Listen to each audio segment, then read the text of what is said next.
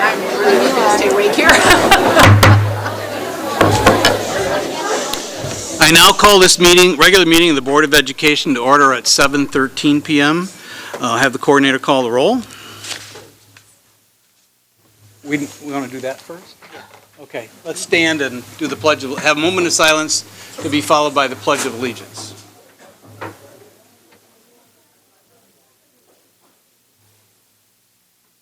I pledge allegiance to the flag of the United States of America and to the republic for which it stands, one nation, under God, indivisible, liberty and justice for all. Thank you.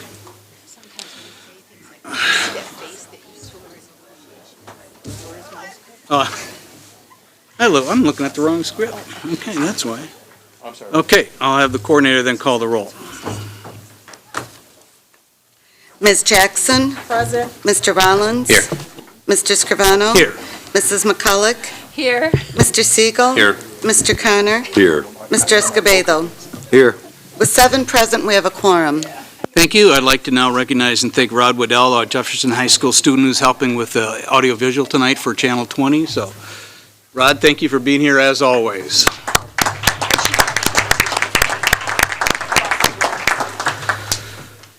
We'll now recognize and celebrate outstanding contributions of our students and staff, and Mr. Earl Dotson Jr. will make those presentations.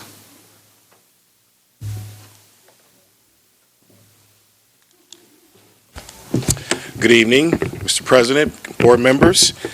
This is always fun when we have a boardroom full of students and families and staff. So we're always excited when we get to celebrate our student athletes. So let's get started. Eisenhower Middle School's 8th grade girls basketball team made history after winning the 2016 IESA Class 4A Sectional Championship. Woo! Yeah.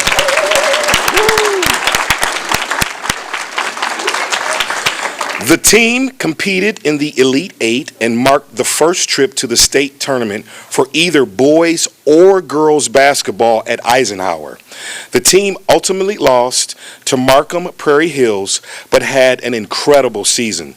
Special congratulations to Kate Dennis, who is a first student from Rockford Public Schools to win the Illinois Elementary School Association Scholar Attitude Award. So the Eisenhower 8th grade Eagles team is here, so let's give it up to them for their accomplishment. All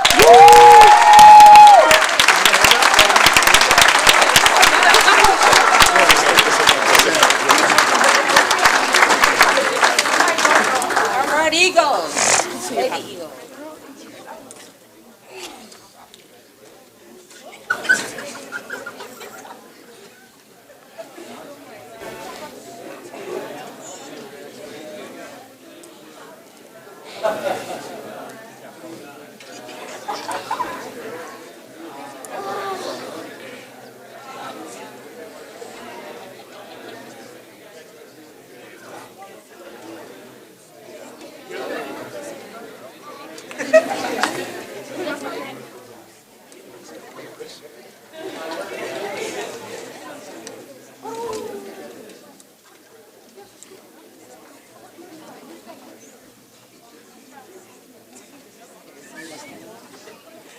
Oh, sure. Is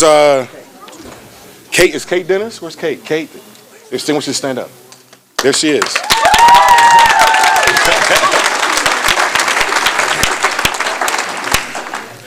Robotics teams from Eisenhower, Marshall, and Froberg competed in January at the State Robotics Championship. The first LEGO League teams were among 64 in Illinois that earned the right to go to state. Congratulations to Marshall Middle School, the Froberg Fiery Frobots, and Eisenhower's Unicorn Warfare on another outstanding season. And their coach is also here. Let's give it up for the robotics teams. Where's Christine? Where you at?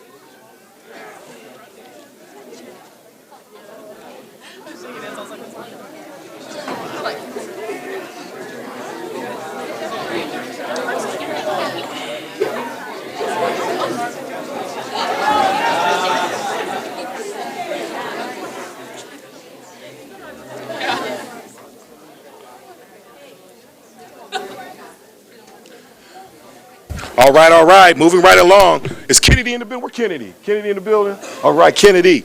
Kennedy. Woo! Kennedy Middle School's 7th grade girls basketball team also made history this year after winning the 2016 IESA Class 4A Sectional Championship. The team competed in the Elite Eight and marked the first trip to the state tournament for either boys or girls basketball at Kennedy. The team ultimately lost to Edwardsville Liberty, but we're looking forward to the girls' 8th grade season next year. All right, Kennedy. Woo!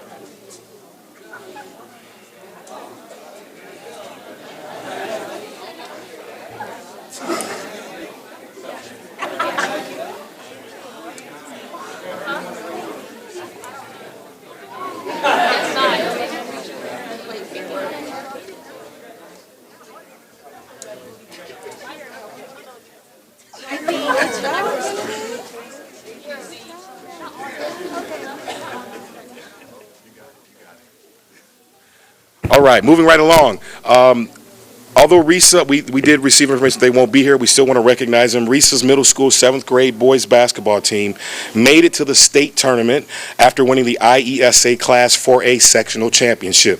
The team competed in the Elite Eight and ultimately lost to Bloomington Evans. Congratulations on an awesome season. Let's give it up for Risa.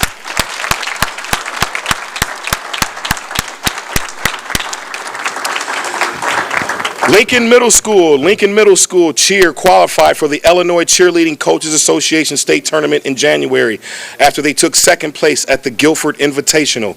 The team finished 16th out of 238 teams. It's been a great season for the team. They also took first place at the Spirit Fest. Congratulations, Lincoln Middle School cheer. Are you here? Lincoln here? Come on up.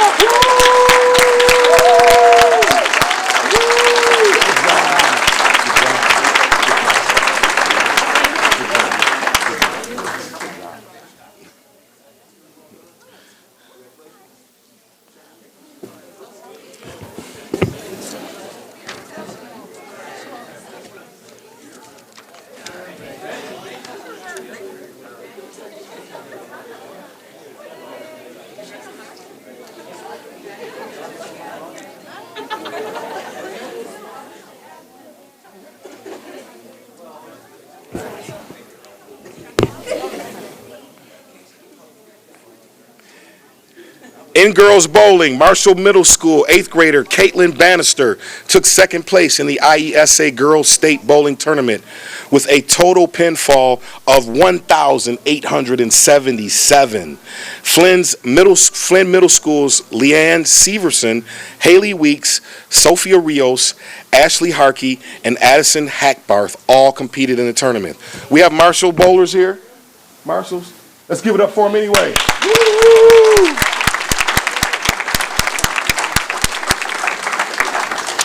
All right, Flynn, I know Flynn is deep. Flynn's deep here tonight. Okay. In boys bowling, Flynn Middle School 8th grader Matthew Bowers took 9th place in the IESA Boys State Bowling Tournament with a total pinfall of 1,947. Flynn's Joe Sisson, Michael Manduhano, Bradley Moncrief, and Ian Johnson also competed in the tournament. Are they here this evening? Let's give it up to them. Let's give it up for them. All right. All right, on to the Hoopers. Flynn Middle School's 8th grade boys basketball team won the 2017 IESA Class 4A Sectional Championship and had an undefeated season heading into the state tournament.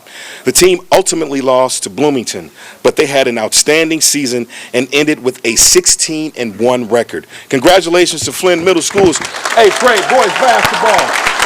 Yeah. Let's go, let's go, let's go, let's go, let's go.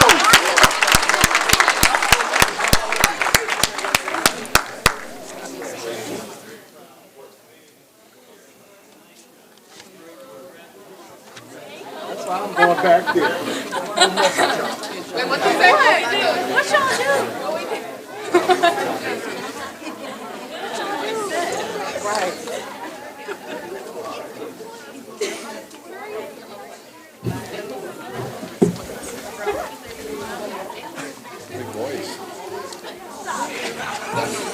In chess, Thurgood Marshall School 8th grade chess team took second place in the IESA state tournament.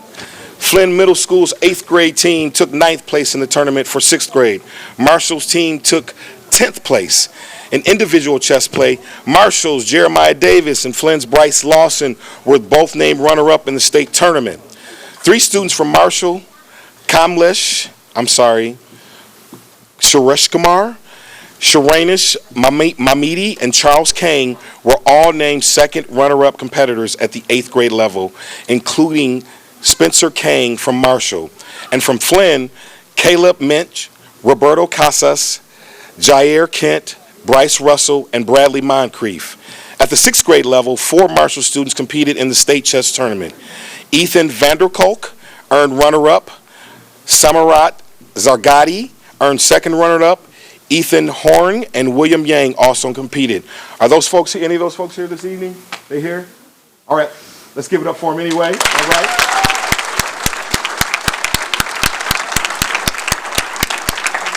And then last but certainly not least, 5 Flynn Middle School students qualified for the IESA State Wrestling Tournament. Congratulations to Aki Blake, Jamarion Johnson, Michael Manduhano, Zandir Guttrich, and Joey Pineda for competing at the state level. Guttrich won his preliminary round matchup and was defeated in the first round. Pineda took first place in his weight class at sectionals and won 2 rounds in the state tournament before being defeated in the semifinals. But he won his semifinal wrestleback before ultimately losing in the 215-pound consolation bracket. Congratulations on a great season. Let's give it up for the Flynn Middle School wrestlers. They're here. All right.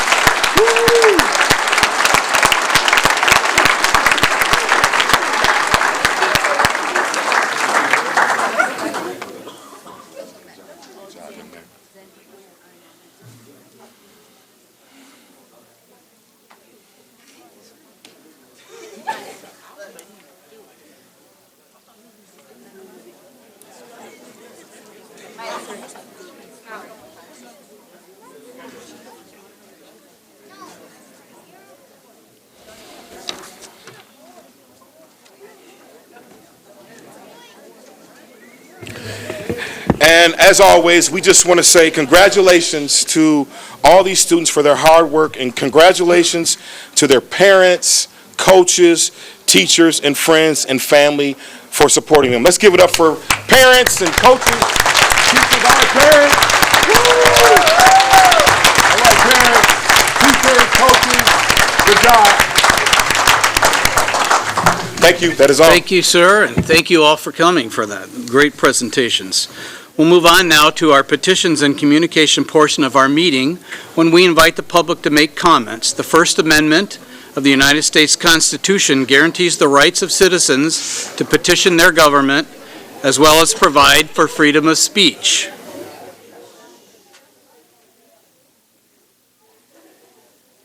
I'm kind of waiting. Also, the Illinois School Code requires that there be a time at regular and special meetings for public comment. Thus, we are following those mandates during this petitions and communications portions of our agenda. According to Board Policy 2.230, the public comments portion of the meeting is limited to a total of 30 minutes. The board will not respond to comments at this time. If it is appropriate, you'll be contacted in a timely manner by staff in response to your questions. In order to allow for sufficient time for the business of the board and to conduct our meetings in an efficient and effective manner, we are requesting that you comply with the guidelines that are posted, and each speaker will be allowed no more than 2 minutes to address the board. It's not appropriate to address individual board members or individual administrators or discuss matters that would otherwise be confidential in such open meetings. I will call 2 names at one time, and the person whose turn it is to speak and the person whose next turn it is to speak. When you are the second person, please come to the front. That way we'll be able to devote the maximum amount of time to public comments. If you look on the wall up here, you'll see the digital clock that'll help you with your 2 minutes. We thank you for your interest and your cooperation with our guideline. Our first speaker tonight is Reverend Derek Shelby, to be followed by Denise Pearson. And if you'll hit the microphone button there.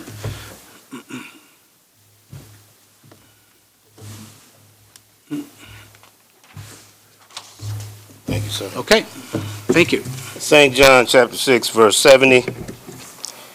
And Jesus answered them, have not I chosen you 12, and one of you is a devil? This is the devil at work here.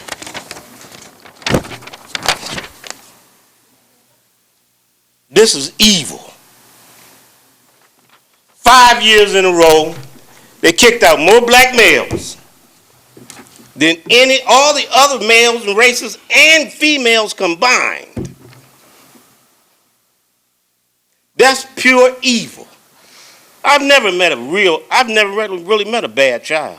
I met some wicked adults though. This is the devil at work. There's Jesus, there's us human beings, and it's the devil. You end up on one or the other side. Or you end up with yourself when you still go to hell because you reject the Lord Jesus.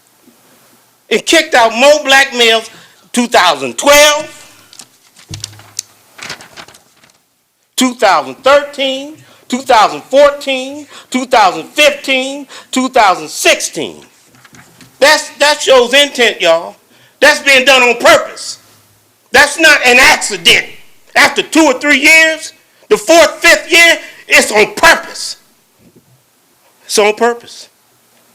There should be 25,000 people walking up and down State Street protesting about this. Nobody gives a damn. If they was white kids, there'd be an uproar. Let me say that again. If there was white kids, there'd be an uproar. How you going to meet the Lord Jesus and you raping black children? Rockford has a history of raping black kids. The devil's working. Thank you, sir. Your time is up. Denise Pearson, to be followed by Ed Sedlowski. Good evening. I want to first say shame on the 8 candidates of Subdistrict A who slept through a need or had other interest when there was a need for representation for Subdistrict A to get our names on a ballot. I personally hold myself accountable for whatever outcome we had. And while it was determined during the mayoral election that Rockford struggled with racism, not every decision made is racist. So I plead with the community to band together and let's work together to improve our schools, our families, and our communities. And I support whomever serve and represent Subdistrict A, and I trust that the citizens of our community will work together and be supportive. And as the scripture is mentioned on this evening, it also mentions that for as much peace lieth within us, that we should live peaceable with all men. And so I ask the community to please, let's work together and for the benefit and the greater good of our students of District 205, and especially, if I may add, Subdistrict A, where there are special needs. Thank you. Thank you, Denise. Ed Sedlowski, to be followed by Dr. Brandy Brown. Superintendent Jarrett, Board of Education. My name's Ed Sadlowski. I'm on staff with Council 31 AFSCME, representing Local 692 paraprofessionals, Local 1275 bus drivers, and Local 3210 nutritional service employees of the district. Here tonight to formally say no to the Superintendent and Board of Education's privatization scheme for student transportation services and nutritional services.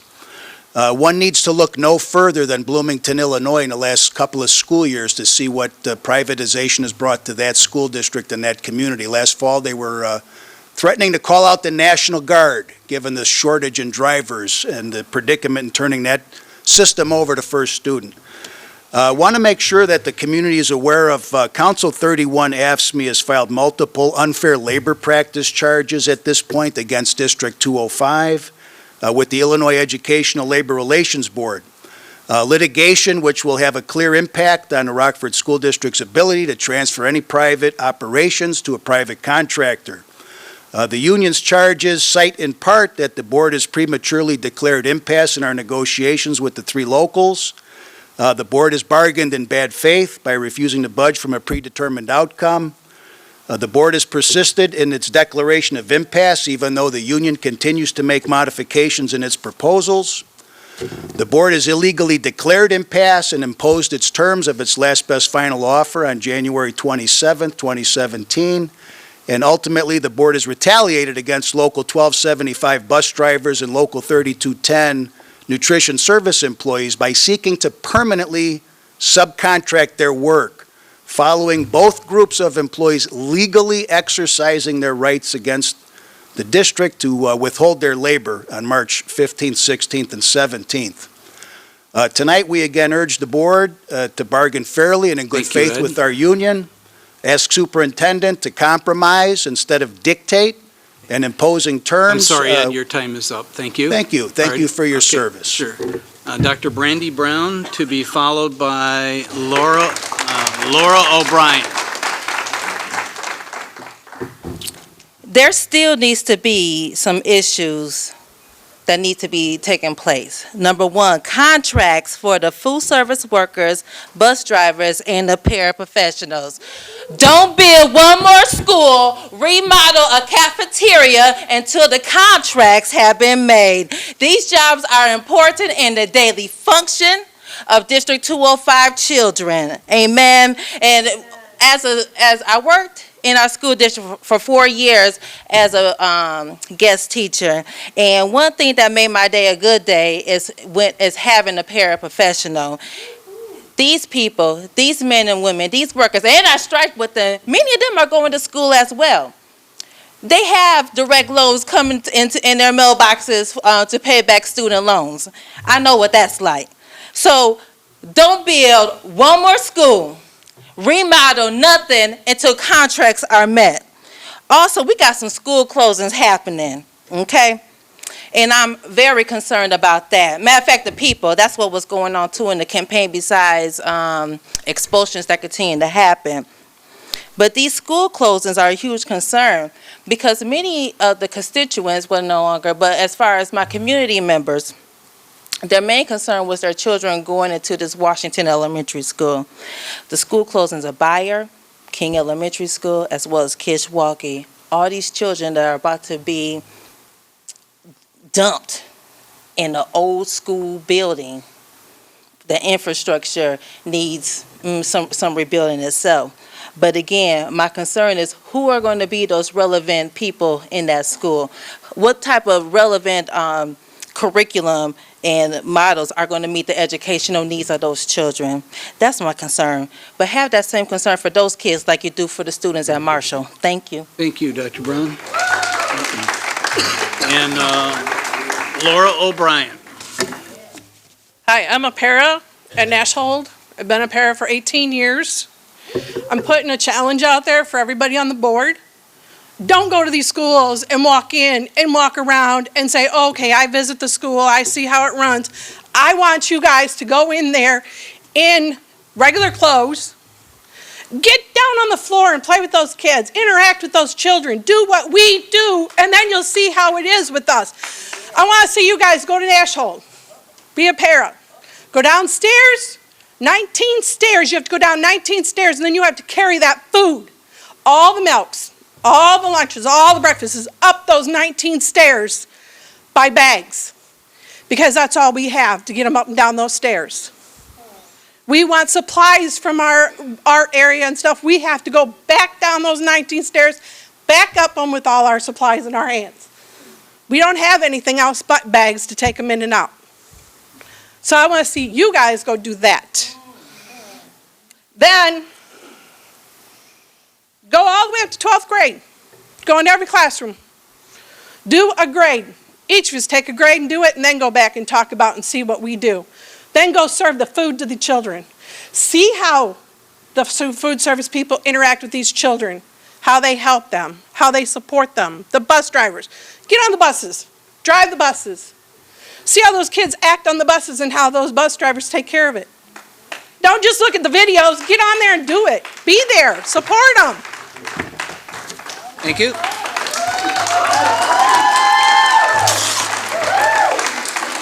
Thank you all for your interest and your cooperation with our guidelines. This time we'll move on to our next agenda item, which is board member comments. Are there any board member comments?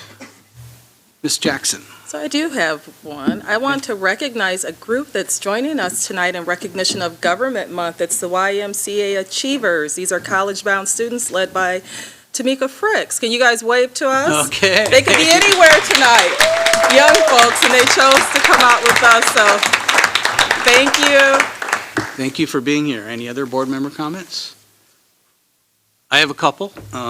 Just announcements. This Thursday evening at 5:30 at Prairie Street Brewhouse, there is an Academy open house open. So I encourage people to attend that. And also at 3 o'clock on Thursday, I'll be attending the Rockford Promise Scholarship announcement. So that will be at Rock Valley College. There are 10 scholarships this year, and we will be breaking ground tentatively for, where's Todd? May 2nd at 11 o'clock for the new school out in the Cherry Valley area, assuming it doesn't get flooded over the next 4 or 5 days of raining. So that's planned for May 2nd at 11 o'clock. So, okay, we'll move on. Ann, go ahead. Oh, I do. There's a special lady at the front table here who takes care of the board members every day.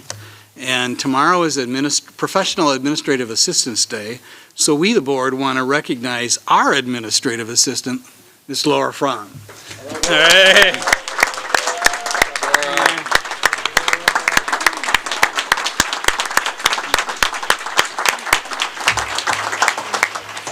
Do you have a speech prepared? No, okay, all right, no, okay. All right, thank you. Thank you for all you do. You make our lives so much easier. We will move on then to consent items, including the meeting minutes of April 11, 2017, payroll, accounts payable, purchase orders, construction bid pay request log, travel, the bid recommendations for Risa Middle School pool repair, the Riverdale Elementary School window replacement, the general grounds and lawn mowing services bids, and the Fairview Early Childhood asbestos abatement for HVAC upgrades and window removal, the recurring contract for the certified speech and language pathologist from Advanced Medical, the other consent items including the Community Foundation of Northern Illinois grant acceptance for robotics, the project Lead the Way grant acceptance, Performance Matters, True North Logic annual license fee, the financial results year-to-date through March of 2017, the monthly investment report through March of 2017, the closed session minutes release, the interim Board of Education meeting dates and place, and the Freedom of Information log. Is there a motion and a second to approve these consent items? So moved. Moved by Mr. Connor. Second. Second. Are there any consent items that board members wish to have pulled for separate consideration? Ms. Jackson. 10. All of 10? Yeah. Any others? Now I'll have the coordinator call the roll on the approval of items 7, 8, and 9. Ms. Jackson? Yes. Mr. Rollins? Yes. Mr. Scrivano? Yes. Mrs. McCulloch? Yes. Mr. Siegel? Yes. Mr. Connor? Yes. Mr. Escobedo? Yes. The motion passes unanimously. I'll take a motion and a second to approve the items 10A through 10H. So moved. Moved by Mr. Connor, Second. second by Mr. Rollins. Any discussion or questions? Okay. Have the coordinator then call the roll on items 10A through 10H. Mr. Rollins? Yes. Mr. Scrivano? Yes. Mrs. McCulloch? Yes. Mr. Siegel? Yes. Mr. Connor? Yes. Mr. Escobedo? Yes. Ms. Jackson? No. The motion passes with 6 yeses and 1 no. Okay, we're now at the closed session consent agenda items, including the following: the appointment of Erica Davis as a 10-month dean, the appointment of Tommy Gibbons as an 11-month elementary principal, the appointment of Jennifer Masek as a 12-month assistant principal, the appeal of uniform grievance decision pursuant to Board Policy 2.260, the professional development of certified and non-certified staff, and the HR organizational report and addendum. And the closed session student discipline, unless otherwise modified below, the board adopts and accepts the hearing officer's findings and recommendations in the following cases in which the students expelled or suspended are prohibited from being on school grounds and school-sponsored activities without the prior written permission of the principal. Students 4065, 4066, 4067, and 4080 are expelled for the remainder of this school year and the first semester of next school year. Student 4079 is expelled for the remainder of this school year and through the entire 2017-18 school year.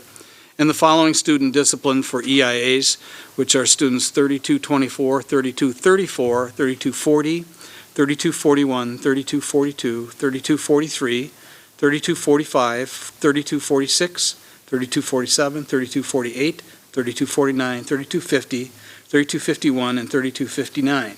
Is there a motion, a second, to approve the closed session consent items? So moved. Moved by Mr. Siegel. Second. Second by Mr. Escobedo. Are there any items that board members wish to have pulled for separate consideration? I'm going to ask for 11G to be pulled.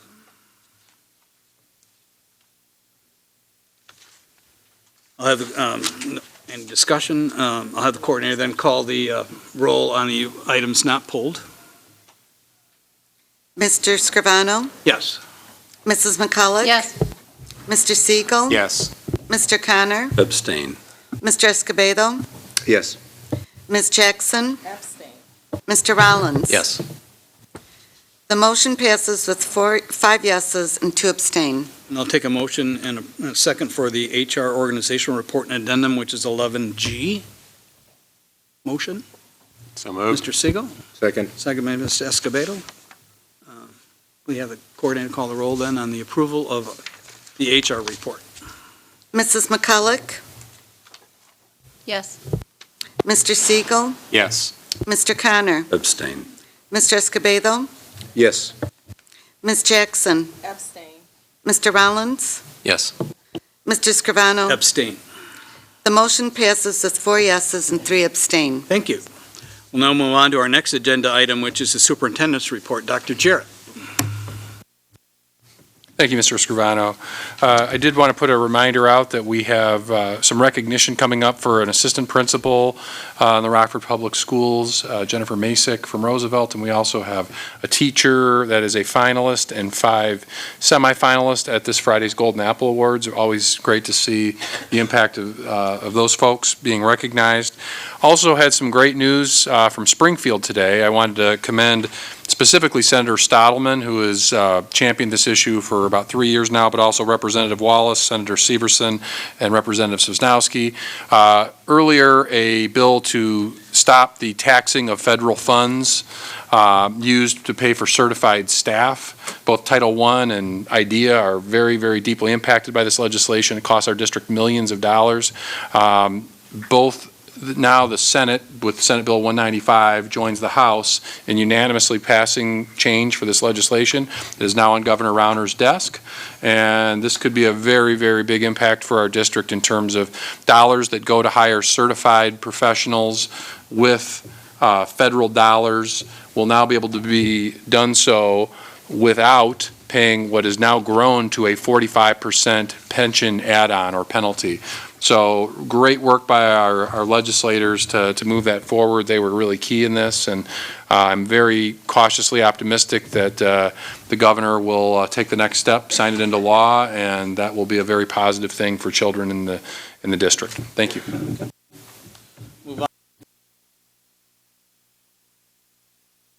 We'll move on to committee reports. The Education Committee, Ms. McCulloch. So the Education Committee met last Tuesday in this room. There were 3 items on the agenda. I'll give you a quick overview. One of the items was an update on the special education from Ms. Cyrus, who gave her last report to our committee, right, as she is retiring this year. So the focus on special education, there was a task force this year to look at middle school and high school and academies and teams and how do you put students in the most least restricted environment and have them be successful. Currently, we do some collaborative teaching or co-teaching where we have teachers, and this is in the secondary schools. We have a special ed teacher paired with a regular ed teacher working with students in the classroom. But the model is going to change based on the input of this task force. And so instead of a teacher being assigned, a special ed teacher being assigned to work specifically with another teacher, what they'll do is the students are going to be assigned to an academy or a team, and the special ed teacher will move around to the rooms with the students where need is found. And so it's not going to be driven as much by the calendar or the master schedule as it is by the needs of the students. So collaboration is embedded in this new model, and they're pretty excited about the change, although there's a lot of things still outstanding. They still have to figure out some specific problems in buildings. The IEPs currently, we always have problems with IEPs, but they're looking at an IEP redesign. Always communication, so family communication and our evaluative procedures are also part of what their next steps are in working through this problem. The rest of the time, Ms. Cyrus talked about Transition Services Program, which is really an exciting initiative in our district. Our students who've been identified as special eds stay in our system until their 22nd birthday. And what they're looking to do is, with the Transitional Service Department, is to develop and increase their employability skills. Not just with certifications, there is one certification that they can attain, but also with some of the soft skills, with maintaining a job and tailored to specific areas of interest. So I want to give you a few examples of those soft skills. So they develop resumes, skills lists, which reflect the responsibilities and duties they've learned, and linkage with Department of Human Resources for job supports following graduation. Not a soft skill as much as the fact that they know that's out there and how to reach out and utilize that. The goal with Transition Services was to increase the number of students served by 20% a year. And between last year and this year, it actually increased 63%. So what do those numbers mean? This year, there were 121 students enrolled in Transition Services and going out and working in facilities. And last year, there were 74. We already have 164 signed up for next year. So the program continues to grow. Some of the things that the students do, there's work in the food industry. So, for example, at River Bluff, they do training in food preparation and serving in a commercial environment. And then for the higher level, or the foods 3 and 4, that's by higher level, I mean the next level in their steps of education is advanced food preparation at the Hoffman House restaurant. And I think we've seen them featured before, certainly on many programs. So they're taught in operational restaurant kitchen along with culinary professionals. We have an elder care that happens out at River Bluff Nursing Home and Lifescape Adult Care centers. We have child care at Ken Rock Community Center. Kids will be Kids Daycare and Circle of Learning. We have work as in service occupations. So, for example, at Roosevelt, they learn a variety of operations on various industrial machines and how to operate lathes, routers, mills, presses, in addition to other equipment. They also have some automotive entry-level skills and small engine repair at Roosevelt. So, service occupations, general maintenance, we have partnerships with Discovery Center and Riverfront Museum Park, training in overall general maintenance and janitorial services. We have introduced this year a program where they're working in our school cafeterias, so another introduction to food service. And as part of their education, they can work to take a test so that they earn a food service safety and sanitation certificate from the state. So nutritional services, and retail. We've partnered with Home Goods Marshalls and TJ Maxx to have students work in those situations. So it's a growing, expanding partnership. We're always looking for new partners, especially as we expand the program and the number of students. The other piece that they talked about in the special ed piece is the Social Emotional Learning Foundations, and it's a behavior support program called SELF for district students, and that we're working on with students. So in addition to the actual hands-on learning, how to work with your own personal social emotional in those skill, as well as in the skill building situations, as well as in the classroom. So that was the focus on there, where there wasn't a lot of conversation because there hasn't been a lot of change in our elementary education, special education program.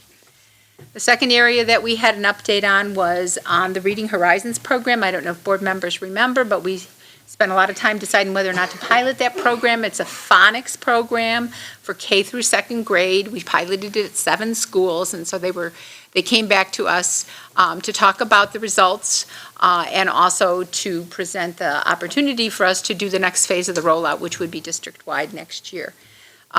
We spent a lot of time in conversation. One of the issues that we had as board members, and I'll ask Mr. Escobedo to tell me if he has any additional comments, but was that initially when it was presented to the board, we were told they'd be using our MAP testing, which they do 3 times a year. It seemed like a pretty easy way to see student growth and also to compare it with student growth at other schools, because all the schools were using the MAP testing.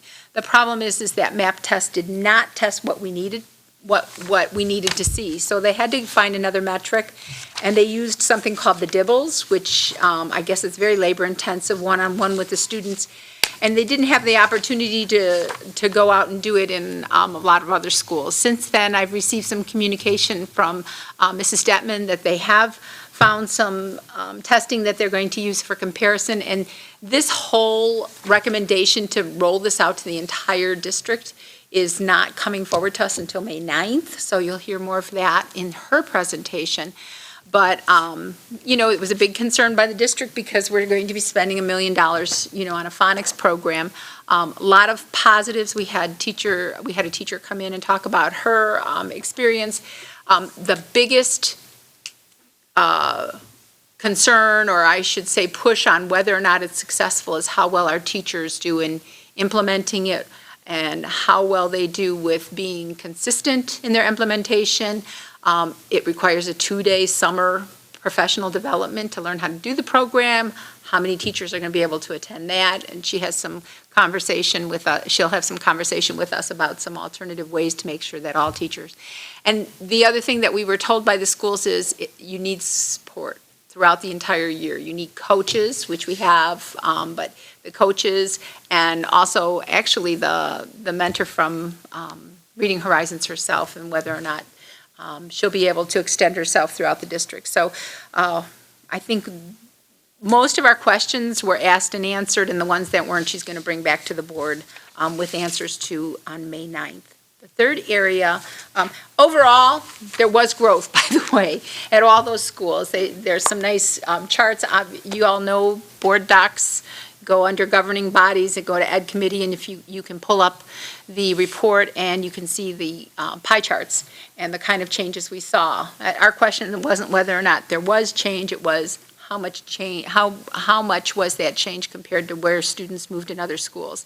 And the importance of this program, by the way, I'm going to remind you, is that our students have a lot of mobility between schools, and we want something that's done throughout the district so that when they change schools, they're using the same program. And of course, phonics is such an important base for reading, and so it's a huge endeavor, but probably one of the most important ones we've looked at from an education perspective over this past year.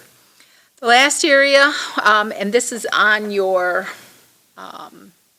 agenda we're going to be looking at, is the Student Code of Conduct for 2017-2018. As you know, it's not done in a bubble. The Student Code of Conduct, there's meetings held in the community to start with so that parents and community members can input. Then they move on and bring it to an administrative a task force, a team, or whatever that looks through the changes that have been recommended, and then those are then brought forward to the board. There were no major changes, and when Ms. Height Carter brings this forward to the board, she can elucidate. Some years we've had red lines that were, 3 and 4 pages. I'll tell you that this was a page and a half, and many of those were things like typos and words like insure versus esure. So there was, not a lot of changing from category to category. There was some new verbiage with regard to distribution of drugs, where we added attempting to purchase, attempting to accept, or involved in drug transaction. And then under some of the other areas, just removing some words. So these are also available on the website, and you'll have those, obviously, as board members, as we look forward to move that code of conduct in. I don't know, are you doing a full presentation with all the metrics? The questions were asked and answered on the code of conduct from the committee, so that they moved it forward feeling like that everything had been addressed. So that ends Okay. and we won't meet again before our next meeting, so. Thank you. Finance Committee, Mr. Rollins. Finance Committee has not met. We will be meeting here in this room on Monday, May 1st at 5:30 PM to get a first look at the budget for fiscal year 18. Thank you. Mr. Connor, Operations. Operations has not met, but will meet in this room on May the 2nd at 6:30. Ms. McCullough. I forgot to add, there is one major piece that they did add to the code of conduct, and that is a form at the end. And that form is a form about bullying, intimidation, and harassment for parents to fill out and bring back to the district, right? So that's important. That was in response to wanting to get information so that if there's issues, parents can address it, and there's a written piece of a document that, we can move forward. So that is also in here. Just want to make sure that I have, it's going to be the last page in there, right, Mrs. Height Carter? So it's this whole red point, a report form for bullying and school violence to be completed by bullying target, witness, or person with information. So I think that that was a significant addition. So I'm sorry, I forgot that. Thank you, Mr. Rollins. No, I was done. Okay. Oh, sorry. You have a light on, I'm sorry. Anybody else? Okay. Thank you. Then we'll move on now to our action items. Our first action item is Larson and Darby, the recommendation on approval of the contract for the Nashhold roof replacement and Jefferson HVAC renovation projects that Mr. Bailing presented. Is there a motion and a second to approve the Larson and Darby contract? So moved. Moved by Mr. Connor. Second. Thank you. Any questions or discussion? Have the coordinator then call the roll on the approval of this contract. Mr. Siegel, Yes. Mr. Connor, Yes. Mr. Escobedo, Yes. Ms. Jackson, Yes. Mr. Rollins, Yes. Mr. Scrivano, Yes. Mrs. McCulloch. Yes. The motion passes unanimously. Our next item is the intergovernmental agreement with the Village of Cherry Valley that Mr. Schmidt presented. Is there a motion and a second to approve this IGA with the Village of Cherry Valley? So moved. Moved by Mr. Second. Connor. Second by Mr. Siegel. Any questions or discussion? Seeing none, have the coordinator then call the roll on the approval of this IGA with the Village of Cherry Valley. Mr. Connor, Yes. Mr. Escobedo, Yes. Ms. Jackson, Yes. Mr. Rollins. Yes. Mr. Scrivano, Yes. Mrs. McCulloch, Yes. Mr. Siegel. Yes. The motion passes unanimously. Our next item is the real estate purchase at 613 Caitlin Street. That was presented by Mr. Schmidt. Is there a motion and a second to approve this purchase? So moved. Moved by Mr. Connor. Second. Second by Mr. Rollins. Any questions or discussion? Now I'll have the coordinator call the approval of this purchase. Mr. Escobedo, Yes. Ms. Jackson, No. Mr. Rollins. Yes. Mr. Scrivano, Yes. Mrs. McCulloch. Yes. Mr. Siegel. Yes. Mr. Connor. Yes. The motion passes with 6 yeses, 1 no. Thank you. Okay, we'll now move on to new business, and our first item is the grant acceptance for post-secondary and workforce readiness partnership grant. Dr. Wolf. Thank you. We are asking you to accept this PWR grant. Okay. Reject the money. It really is a great partnership, and Dr. Heidi Huey-Denninger and Nick Butenoff have worked really hard on this program. we know that our high school students find a wall on algebra, and they find it again when they get to college. So they worked with Rock Valley and Alignment Rockford on a program that would get that remedial math out of the way in high school, and so that students would enter Rock Valley getting college credit-bearing coursework. And Alignment Rockford would be the fiscal agent, but there would be some money going back and forth. And so we're asking you to accept the money so that we can build bridges to a better future for students. Is this a one-time grant or repeating or? At this point, it's a one-time grant. Okay. Thank you. Any questions or discussion for Dr. Wolf? This will be presented at our May 9th board meeting for a vote.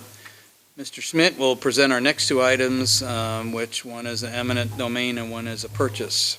Yes, part of the land acquisition that we need for the new school at Kishwaukee Elementary School is eminent domain. For this one, we're unable to reach an agreement with the individual property owner, so we're bringing forward a resolution for eminent domain. The next item is actually a purchase of one of the properties that was previously eminent domain. Now we've reached an agreement with the landowner to bring it forward and purchase the property. Okay. Any discussion or questions for Mr. Schmidt? Not, thank you. This will be presented at our May 9th board meeting. If there are no other comments or agenda recommendations, I'll take a motion for adjournment. Moved by Ms. Jackson. Second. She jumps right in there. Second by Ms. Graham. All those in favor say aye. All right, we are adjourned at 8:05 PM. All right, I was going for 8. Okay.